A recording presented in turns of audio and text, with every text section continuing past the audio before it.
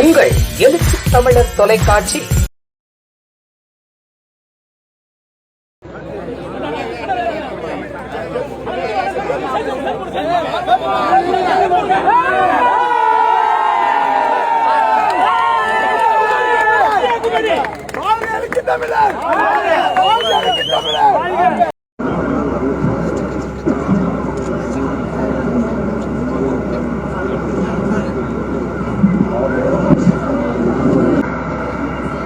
திரளாக கூடியிருக்கிற என் உயிரின் உயிரான விடுதலை சிறுத்தைகளே,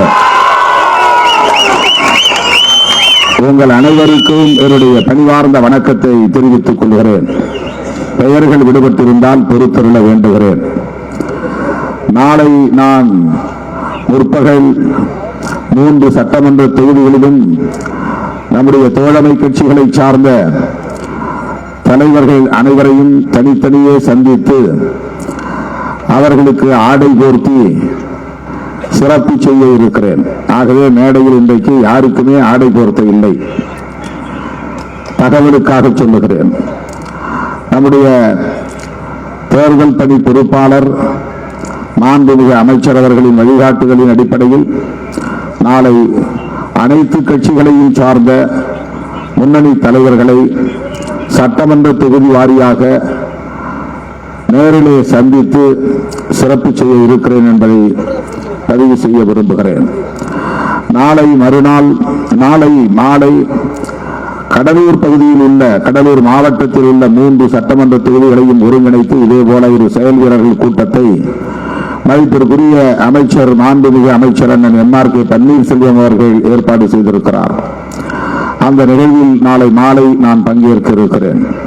நாளை மறுநாள் 27ஆம் தேதி அரியலூர் மாவட்ட ஆட்சித்தலைவர் அலுவலகத்தில் வேட்புமனு தாக்கலை செய்ய இருக்கிறோம்.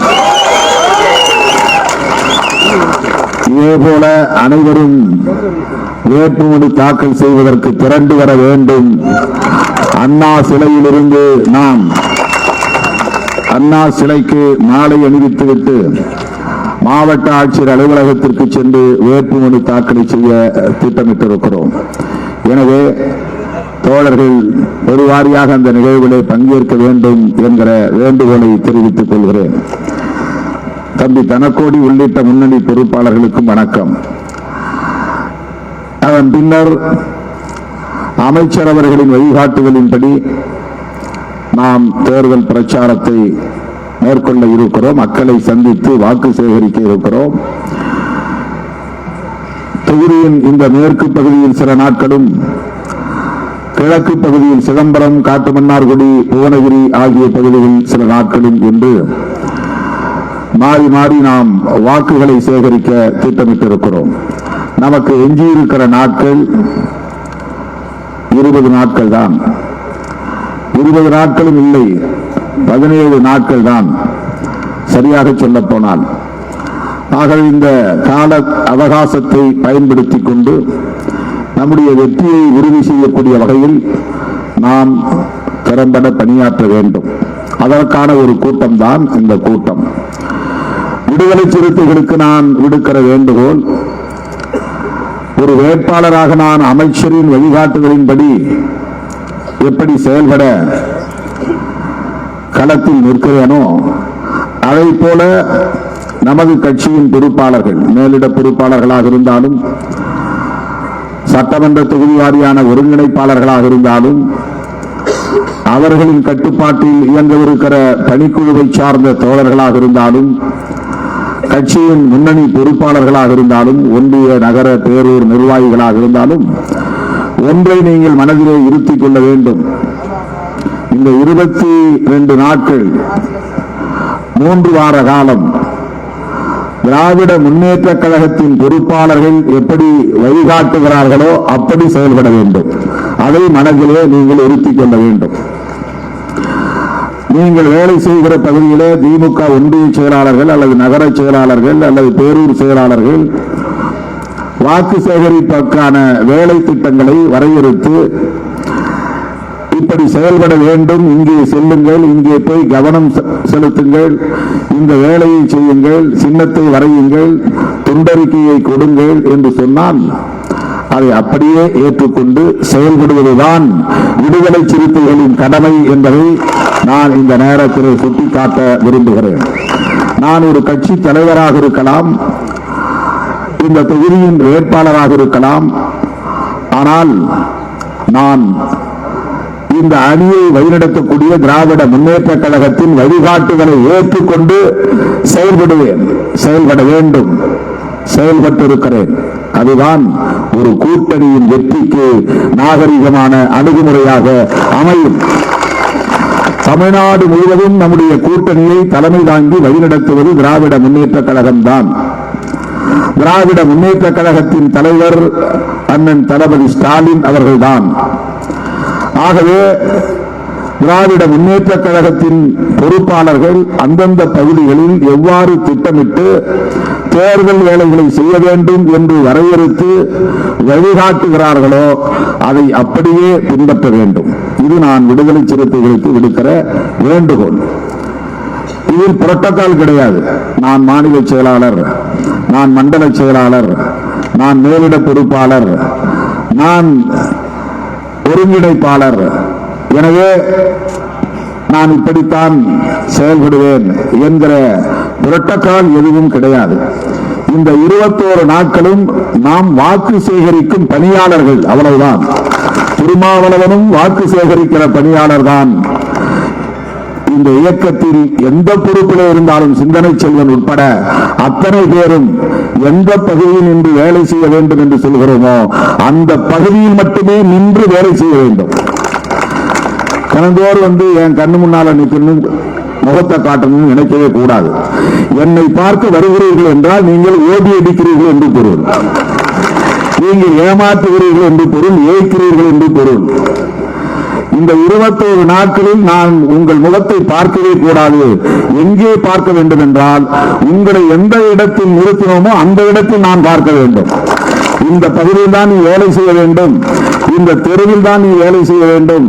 இந்த 100 வாக்காளர்களை இந்த 21 நாட்களில் 21 தடவை நீங்கள் சந்திக்க வேண்டும் என்று உங்களுக்கு பணித்தால், திமுக தோழர்கள் வழிகாட்டினால் அந்த இடத்திலேயே நின்று வேலை செய்ய வேண்டும். நான் மாவட்டம் பூரா சுத்துவேன், சுத்தக்கூடாது. இது மாவட்டமே கிடையாது, வாக்கு சேகரிப்பு பணியாளர் தான். இந்த 21 நாளைக்கு எல்லா புரோட்டோகாலும் சஸ்பெண்டட். மாவட்ட செயலாளர் சஸ்பெண்டட், ஒன்றிய செயலாளர் சஸ்பெண்டட், பொதுச் செயலாளரும் சஸ்பெண்டட். எல்லா வேலையும் சஸ்பெண்ட் பண்ணிடுறோம்.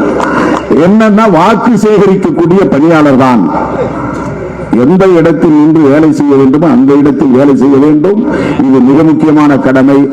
திராவிட முன்னேற்ற கழகத்தின் பொறுப்பாளர்களின் வழிகாட்டுதலை ஏற்று செயல்பட வேண்டும். இது 2வது முக்கியமான கடமை. இதை சொல்லுவதற்காகத்தான் இந்த கூட்டத்திற்கு நாம் ஏற்பாடு செய்திருக்கிறோம்.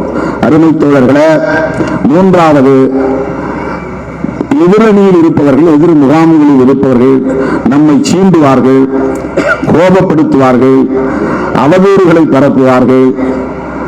நம்முடைய செய்திகளை பாசிட்டிவாக, நேர்மறையாக நாம் சமூக ஊடகங்களில் பதிவு செய்வதோடு நின்றுவிட வேண்டும். எதிர் முகாமில் இருப்பவர்கள் பரப்புகிற எந்த செய்தியையும் நீங்கள் பார்க்கக்கூடாது. 21 நாளைக்கு யூடியூப்ல நீ போஸ்ட் தான் பண்ணணும், அப்லோட் பண்ணணும், ரீல்ஸ் போடணும். அவர்கள் பரப்புகிற எந்த செய்தியையும் பார்க்க கூடாது, நீங்கள் ஷேர் பண்ணக்கூடாது 21 நாளைக்கு. ஏனென்றால் அவர்கள் திட்டமிட்டு அவதூறுகளை பரப்பி கவனத்தை திசை திருப்புவதற்கு வாய்ப்பு இருக்கிறது. அதற்கு நாம் இடம் தரக்கூடாது. இதுதான் அகில இந்திய அளவில் பிஜேபி கையாண்டு வருகிற உத்தி, தந்திரம், சூது, சூழ்ச்சி. அதற்கு நாம் இரையாகிவிடக் கூடாது. ஆகவே 21 நாள் அல்லது 22 நாட்களுக்கு எதிரணியினர் பரப்புகிற எந்த செய்தியையும் நாம் பொருட்படுத்த தேவையில்லை. நாம் நேர்மறையாக சொல்லுவதற்கு செய்திகள் ஏராளம் இருக்கிறது. திராவிட முன்னேற்ற கழக அரசு இந்த 3 ஆண்டுகளில் சாதித்திருக்கிற சாதனைகளை சொல்லலாம்.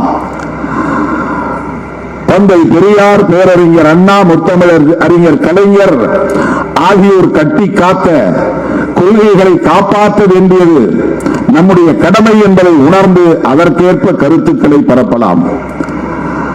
ஏன் பிஜேபியை நாம் வீழ்த்த வேண்டும், அதற்கான தேவை என்ன என்பதை மக்களிடத்தில் எடுத்துரைக்கலாம். தமிழ்நாட்டை பொறுத்தவரையில் திமுகவுக்கு நேர் எதிராக இருக்கக்கூடிய 60க்கும் மேற்பட்ட சட்டமன்ற உறுப்பினர்களை கொண்ட உண்மையான எதிர்க்கட்சி அதிமுக தான். ஆனால் நாம் அதிமுகவை எதிர்ப்பதை விட பாரதிய ஜனதாவை எதிர்க்கிறோம். அதற்கு என்ன காரணம்? இதை நாம் நினைவில் வைத்துக் கொள்ள வேண்டும். திமுக அணிக்கு நேர் எதிராக இருக்கிற அணி அதிமுக அணி. உண்மையிலேயே சட்டமன்றத்தில் எதிர்க்கட்சியாக இருப்பது அதிமுக. தமிழ்நாட்டை பொறுத்தவரையில் பல பத்தாண்டுகளாக, அரை நூற்றாண்டு காலத்திற்கு மேலாக 1972க்கு பின்னர் 77 இருந்து தொடர்ச்சியாக திமுக அதிமுக என்றுதான் எதிரும் புதிருமான அரசியல் போய்கொண்டிருக்கிறது.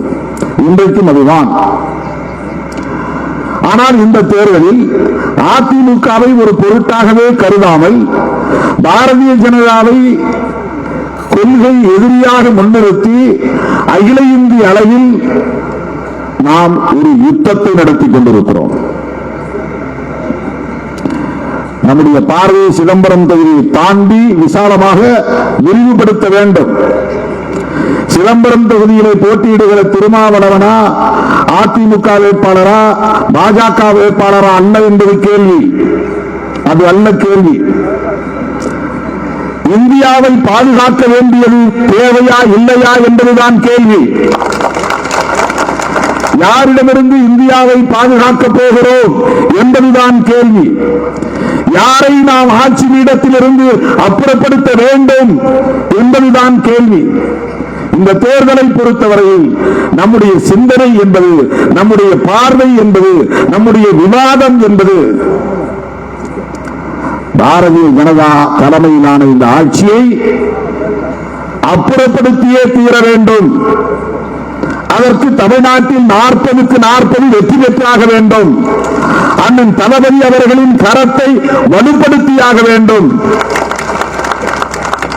ஒரு மாநிலத்தில் 40 இடங்களில் வெற்றி பெற்றால் பாஜகவை வீழ்த்திவிட முடியுமா என்ற கேள்வி எழும். தமிழ்நாட்டில் இப்படி நாம் செயல்படுவதைப் போல கர்நாடகாவில் அங்கே செயல்படுகிறார்கள், கேரளாவில் இடதுசாரிகள் செயல்படுகிறார்கள், மேற்கு வங்கத்திலே மம்தா பானர்ஜி செயல்படுகிறார், பஞ்சாபிலே ஆம் ஆத்மி கட்சி செயல்படுகிறது, டெல்லியிலே ஆம் ஆத்மி கட்சி செயல்படுகிறது, உத்தரப்பிரதேசத்திலே அகிலேஷ் யாதவ் செயல்படுகிறார், பீகாரிலே லல்லு பிரசாத் யாதவ் செயல்படுகிறார். அந்தந்த மாநிலங்களில் இருக்கிற கட்சிகள் பிஜேபி அங்கு வெற்றி பெற விடாமல் வீழ்த்துவதற்கான உத்திகளை வகுத்து செயல்பட்டுக் கொண்டிருக்கிறார்கள்.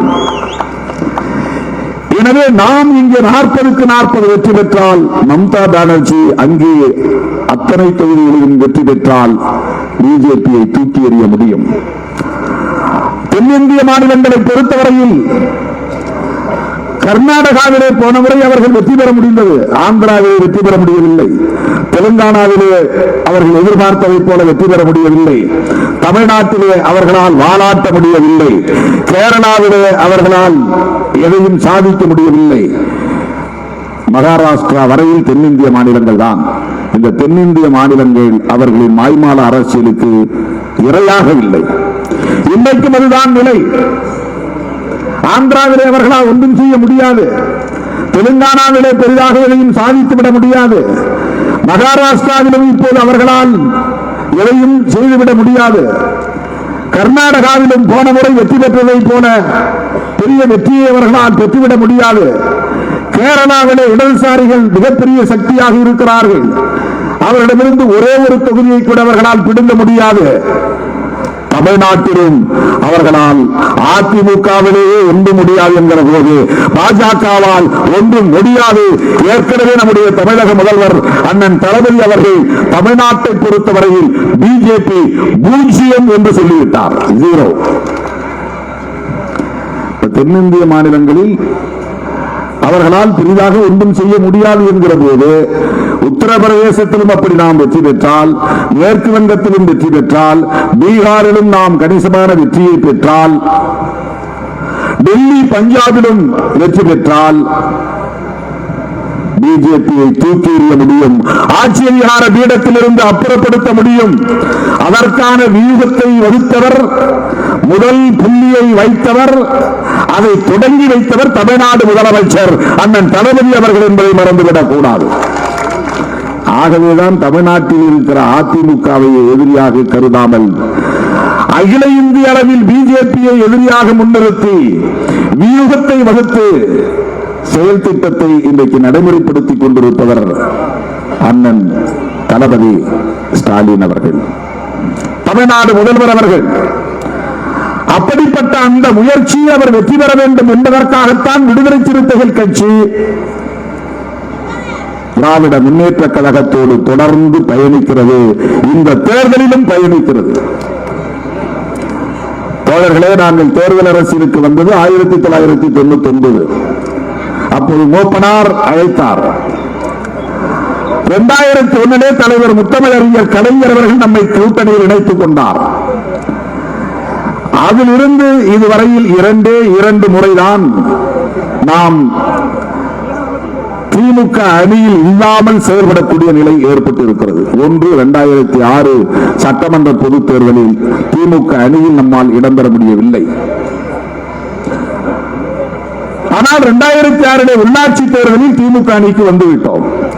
2009 நாடாளுமன்ற தேர்தலில் திமுக கூட்டணி, 2011 சட்டமன்ற பொதுத் தேர்தலில் திமுக கூட்டணி, 2014 திராவிட முன்னேற்ற கழகத்தின் தலைமையிலான திமுக கூட்டணி, 2019 திராவிட முன்னேற்ற கழகத்தின் தலைமையிலான கூட்டணி, 2021 திராவிட முன்னேற்ற கழகத்தின் தலைமையிலான சட்டமன்ற பொதுத் தேர்தல் திமுக கூட்டணி, இன்றைக்கு 2024 திராவிட முன்னேற்ற கழகத்தின் தலைமையிலான மதசார்பற்ற முற்போக்கு கூட்டணியில் விடுதலை சிறுத்தைகள். இடையில் 2006 2016 நாம் வேறு அணியில் ஒரு முறை அதிமுக, ஒரே ஒரு முறை அதிமுக, 2016 மக்கள் நல கூட்டணி. இது இரண்டும் தவிர்க்க முடியாத நிலையில் ஏற்பட்டது. சரி, 2001 இருந்து தொடர்ச்சியாக 2024 வரையில் திராவிட முன்னேற்ற கழகத்தின் தலைமையிலான கூட்டணியில் நாம் தொடர்ந்து இடம்பெறுவதற்கு என்ன காரணம்? நம்மை பிடிக்காதவர்கள் பல காரணங்களை சொல்வார்கள். நான் மனம் திறந்து சொல்லுகிறேன். தலைவர் கலைஞர் அவர்களை 2009 பத்திரிகையாளர்கள் பார்த்து ஒரு கேள்வியை எழுப்பினார்கள். 2009 தமிழ்நாட்டுக்கு மிகப்பெரிய ஒரு நெருக்கடி. ஈழத்திலே இனப்படுகொலை உச்சத்தில் இருந்த நேரம், காங்கிரசுக்கும் திமுகவுக்கும் எதிராக இங்கே மக்கள் கிளர்ந்திருந்த நேரம், நான் ஈழத்தமிழர்களுக்கான பிரச்சனை என்கிற போது திமுக கூட்டணியில் இருந்து கொண்டு மருத்துவர் ராமதாஸ் அவர்கள் இடம்பெற்றிருந்த இன்னொரு அணியில் ஈழத்தமிழர்களுக்காக கைகோர்த்து களத்தில் நின்றேன்.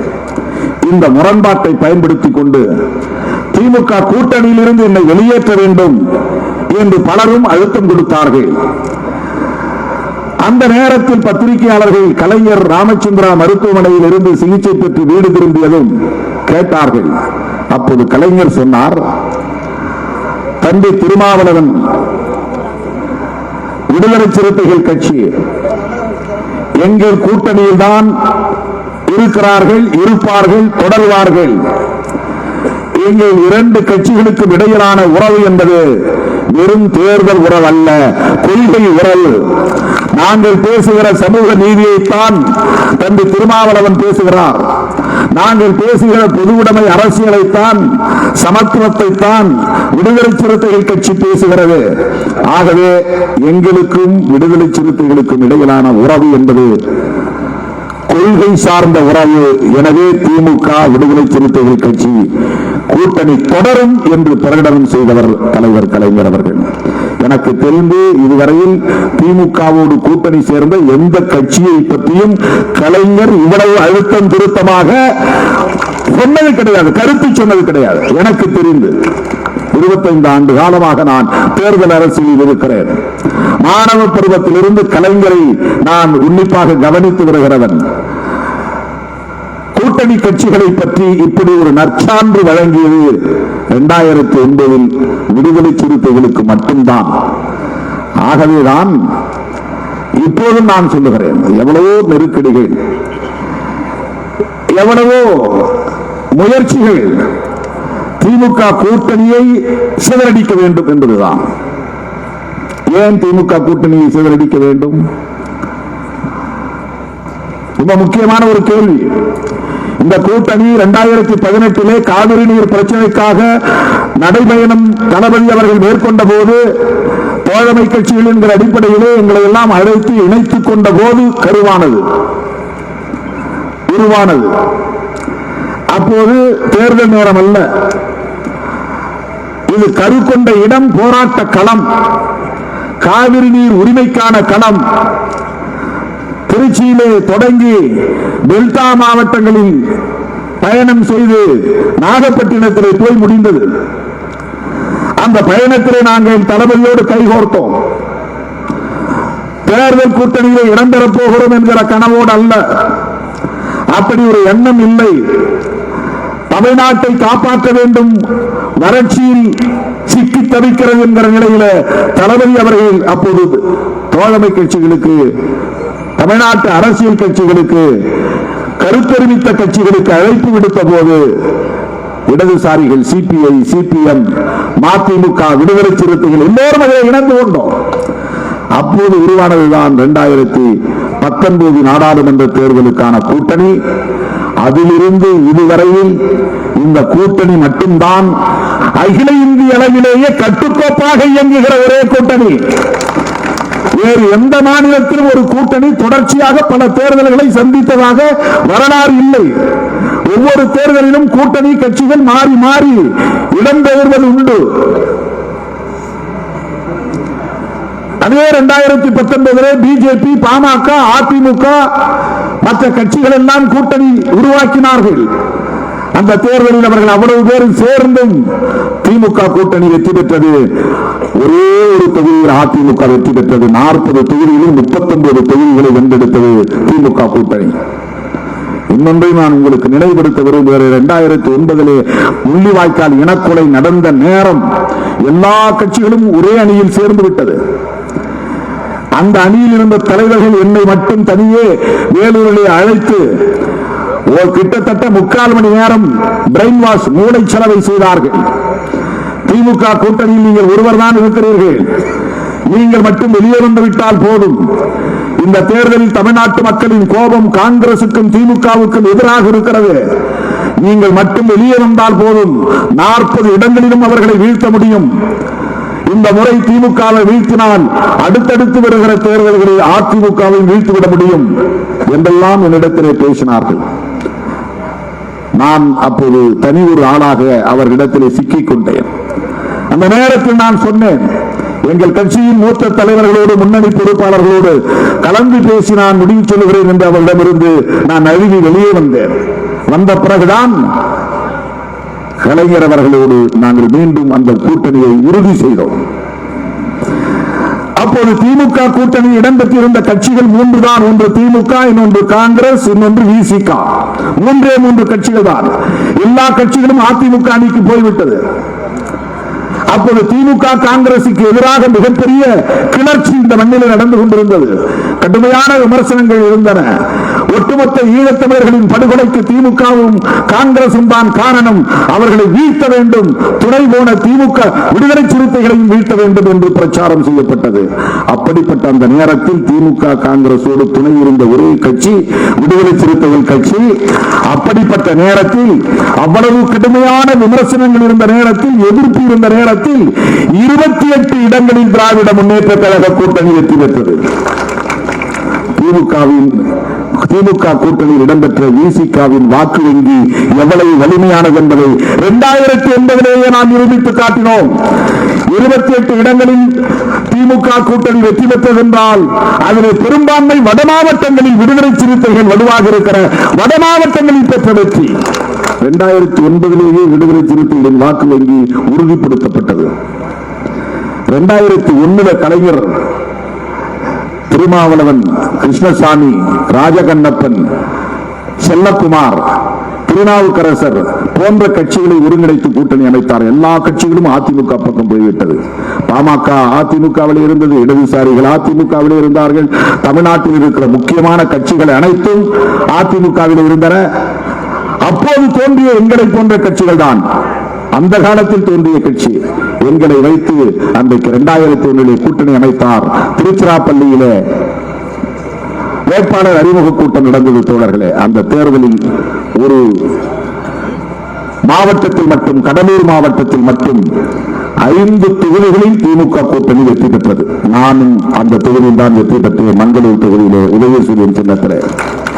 அப்போது ஒரு பத்திரிகை எழுதியது, திமுக தோல்விக்கு காரணம் இந்த புறம் திருமாவளவன், இந்த புறம் கிருஷ்ணசாமி, இந்த 2 தலித் தலைவர்களை பக்கத்திலே உட்கார வைத்ததால் தான் திமுக தோல்வி அடைந்தது என்று ஒரு பத்திரிகை, வார பத்திரிகை கட்டுரை எழுதியிருந்தது.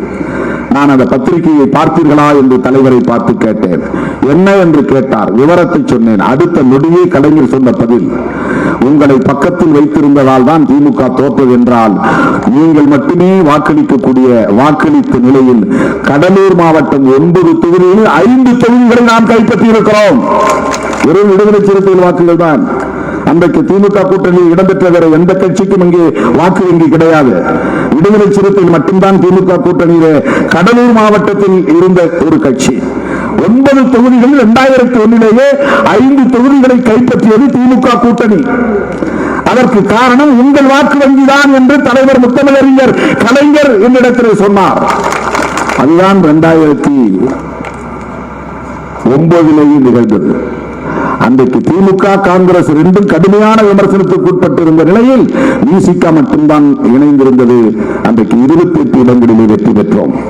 2019 மகத்தான வெற்றியை நாம் சந்தித்ததற்கு விடுதலை சிறுத்தைகளின் உழைப்பு மகத்தானது என்பதை திமுகவில் உள்ள ஒவ்வொரு தலைவரும் தனிப்பட்ட முறையிலே, தலைவர் உட்பட, தளபதி உட்பட ஒரு மேடையில் பகிரங்கமாக அவரே சொல்லி இருக்கிறார்.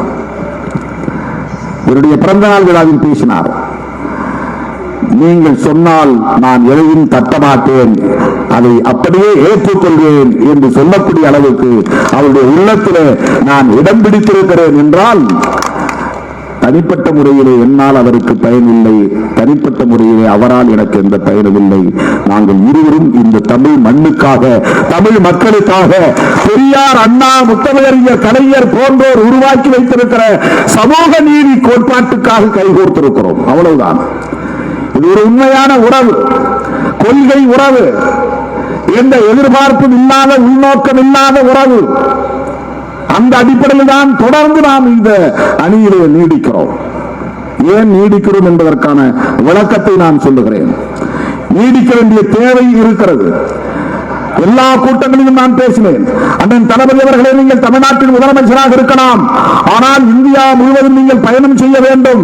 பிஜேபிக்கு எதிராக ஒரு அணியை உருவாக்க வேண்டும். உங்களால் அது முடியும் முடியும் முடியும் என்று பல கூட்டங்களில் நான் வலியுறுத்தி பேசியிருக்கிறேன். நானும் பல மாநிலங்களுக்கு சென்றிருக்கிறேன்.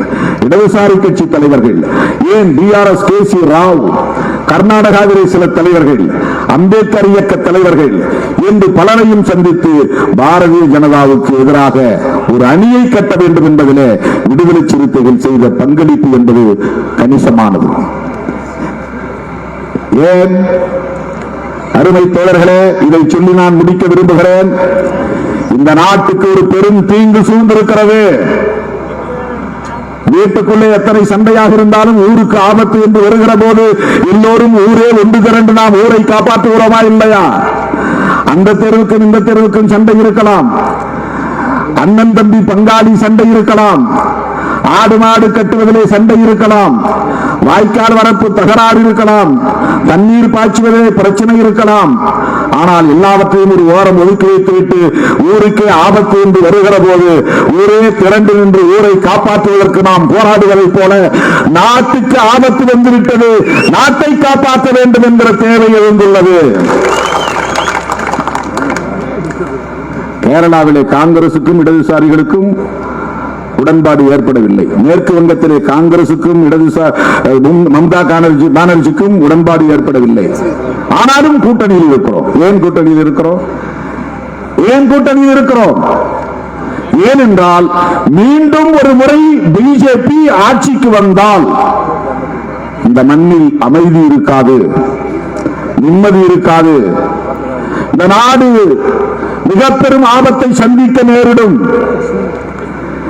இது திமுக மட்டும் சொல்லவில்லை, விடுதலை சிறுத்தைகள் கட்சி மட்டும் சொல்லவில்லை, இடதுசாரி கட்சிகள் மட்டும் சொல்லவில்லை, காங்கிரஸ் கட்சி மட்டும் சொல்லவில்லை. இந்தியா முழுவதும் இன்றைக்கு கட்சி சார்பற்ற பொதுமக்களின் குரலாக, போர்க்குரலாக ஒலித்துக் கொண்டிருக்கிறது. அந்த மாதிரி பேசக்கூடியவர்களை தேடி பிடித்து கொன்று கொண்டிருக்கிறார்கள், கொலை செய்து கொண்டிருக்கிறார்கள். RSS, விஸ்வ இந்து பரிஷத், பஜ்ரங்கல் போன்ற அமைப்புகள், அவர்களுக்கு ஒரு திட்டம். வட இந்திய மாநிலங்களில் மக்களை மத உணர்வுகளை தூண்டிவிட்டு, சாதி உணர்வுகளை தூண்டிவிட்டு கட்டி போட்டுவிட முடிகிறது. தென்னிந்தியாவில் அப்படி செய்ய முடியவில்லை. குறிப்பாக தமிழ்நாட்டில் செய்ய முடியவில்லை. குறிப்பாக திராவிட முன்னேற்ற கழகம் இங்கே ஆட்சியில் இருப்பதனால் எதையும் சாதிக்க முடியவில்லை. ஆகவே திமுக கூட்டணியை சிதறடித்து பலவீனப்படுத்தினால்தான் இங்கே அவர்கள் விரும்புகிறபடி மதவாத அரசியலை செய்ய முடியும், சாதியவாத அரசியலை செய்ய முடியும். மக்களை போராட்ட குணத்தில் இருந்து வெளியே எடுத்து எந்த நேரமும் சாதி மதம் என்கிற அடிப்படையிலேயே அவர்களை கட்டி போட்டு வைத்திருக்க முடியும். எனவே திமுக அணியை பலவீனப்படுத்த வேண்டும் என்பதிலே கவனம் செலுத்தி வேலை செய்கிறார்கள். அதற்கு அவர்கள் எதை வாய்ப்பாக கருதுகிறார்கள் என்றால், தோழர்களே, ஜெயலலிதா அம்மையார் இல்லை, அதனால் அதிமுகவை பலவீனப்படுத்த முடியும். முத்தமிழறிஞர் கலைஞர் இல்லை, அதனால் திமுகவை பலவீனப்படுத்த முடியும். இது அவர்கள் போட்ட கணக்கு. ஆனால் தாய் 8 அடி பாய்ந்தால் குட்டி 16 அடி பாயும் என்பதை போல கலைஞர் 8 அடி பாய்ந்தால் தளபதி ஸ்டாலின் அவர்கள் 16 அடி பாயக்கூடியவராக இருக்கிறார். எப்படி 1977 எதிர்க்கட்சிகளை எல்லாம் ஒருங்கிணைப்பதில் முத்தமிழறிஞர் கலைஞர் அவர்கள் பெருமுயற்சி எடுத்துக்கொண்டு ஜனதா என்கிற கட்சியை உருவாக்குவதிலே, கூட்டணியை உருவாக்குவதிலே அவருடைய பங்களிப்பு மகத்தானதாக இருந்ததோ, அதே போல இன்றைக்கு இந்தியா என்ற பெயரில் ஒரு கூட்டணியை உருவாக்குவதில் தளபதி ஸ்டாலின் அவர்களின் பங்களிப்பு மகத்தானதாக இருக்கிறது. தேசிய அளவிலே இன்றைக்கு எல்லா தலைவர்களாலும் மதிக்கப்படுகிற ஒரு பெருந்தலைவராக பரிணமித்திருக்கிறார் அண்ணன் தளபதி அவர்கள். தோழர்களே, இது திமுக கூட்டணி, அது திமுக கூட்டம் அல்லது திமுக தோழர்கள் இருக்கிற கூட்டம். அவர்களை திருப்திப்படுத்துவதற்காக பேசுகிறேன் என்று யாரும் தயவு செய்து கருத வேண்டாம். இதுதான் யதார்த்தமான உண்மை. இன்றைக்கு நாடே திராவிட முன்னேற்ற கழகத்தை பார்த்து பின்பற்றுகிறது. தமிழ்நாட்டில் என்ன திட்டம் நடைமுறைப்படுத்தப்படுகிறதோ அதே திட்டத்தை கர்நாடகாவிலே அல்லது ஆந்திராவிலே அல்லது உத்தரப்பிரதேசத்திலே பின்பற்றக்கூடிய அளவுக்கு இன்றைக்கு ஒரு முன்மாதிரி ஆட்சியாக, அதனால்தான் இதை திராவிட மாதிரி ஆட்சி என்று தளபதி அவர்கள் சொல்கிறார். நாங்கள் பிறருக்கு ஒரு மாடலாக இருக்கிறோம், எங்களை நீங்கள் பார்த்து பின்பற்றக்கூடிய ஒரு முன்மாதிரியாக இருக்கிறோம் என்று சொல்லத்தக்க வகையிலே ஆட்சி நிர்வாகத்தையும் திறம்பட செய்து கொண்டிருக்கிறார்.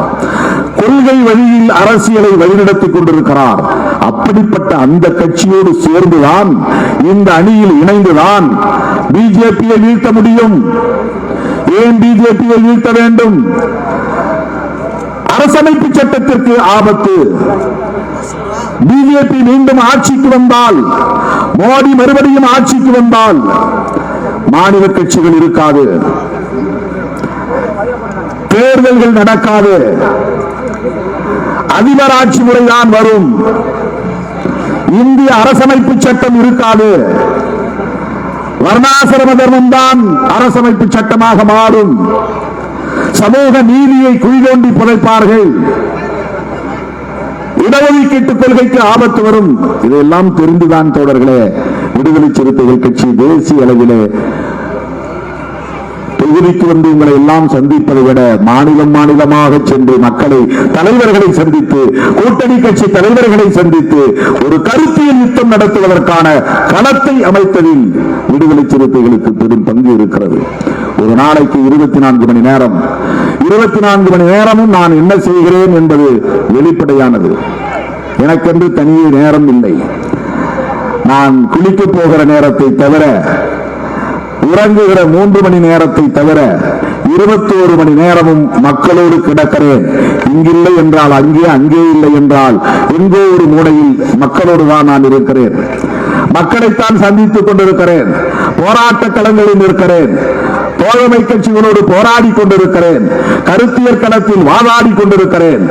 மீண்டும் நான் நாடாளுமன்றத்தில் உங்கள் குரலை எதிரொலிக்க, இந்த நாட்டை பாதுகாப்பதற்கான போர்க்குரலை ஒலிக்க, அரசமைப்பு சட்டத்தை பாதுகாப்பதற்கு வாதாட, ஒரு புதிய ஆட்சியை அங்கே உருவாக்க உங்கள் பொன்னான வாக்குகளை திராவிட முன்னேற்ற கழகத்தின் தலைமையிலான மதசார்பற்ற முற்போக்கு கூட்டணிக்கு பானை சின்னத்திலே முத்திரையிடுங்கள்.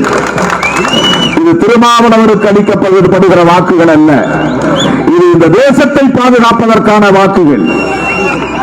இந்த யுத்தம் மக்களுக்கும் சங் பரிவார் கும்பலுக்கும் இடையிலான யுத்தம், காங்கிரசுக்கும் பிஜேபிக்கும் இடையிலான யுத்தம் என்பதை விட திமுகவுக்கும் பிஜேபிக்கும் இடையிலே நடக்கிற யுத்தம் என்பதை விட இந்த நாட்டு மக்களுக்கும் சங் பரிவார் கும்பலுக்கும் இடையிலே நடக்கிற கருத்தியல் யுத்தம். இந்த யுத்தத்தை மக்கள் வெல்ல வேண்டும். மக்கள் வெல்ல வேண்டுமானால் சிதம்பரத்தில் பானை வெல்ல வேண்டும். தளபதி அவர்களின் வாழ்த்துக்களை பெற்ற பானை சின்னத்திற்கு மீண்டும் வாக்களியுங்கள். இது என் சொந்த தொகுதி. என்னை வெளியே போகிறீர்களா, வேறு தொகுதி மாறுகிறீர்களா என்று திரும்ப திரும்ப சில பேர் திட்டமிட்டு என்னை தூண்டி பார்த்தார்கள். நான் சொன்னேன், என்னுடைய சொந்த தொகுதி, நான் பிறந்த மண் இந்த மண். சிதம்பரம் தொகுதியில் நான் மீண்டும் மீண்டும் மீண்டும் நான் போட்டியிடுவேன், களம் காண்பேன் என்று நான் உறுதியாக நின்று உங்களை தேடி வந்திருக்கிறேன். உங்கள் வீட்டு பிள்ளையாக வந்திருக்கிறேன். இந்த தொகுதி எனது தாய்மடி என்கிற உணர்வோடு வந்திருக்கிறேன். உங்கள் பொன்னான வாக்குகளை, முத்தான வாக்குகளை பானை சின்னத்திலே முத்திரையிட்டு மீண்டும் வெற்றி பெற செய்யுங்கள் என்று கேட்டு, விடுதலை சிறுத்தைகள் திராவிட முன்னேற்ற கழகத்தின் பொறுப்பாளர்களின் வழிகாட்டுதலை அப்படியே ஏற்றுக்கொண்டு செயல்பட வேண்டும் என கேட்டு முடிக்கிறேன். நன்றி, வணக்கம்.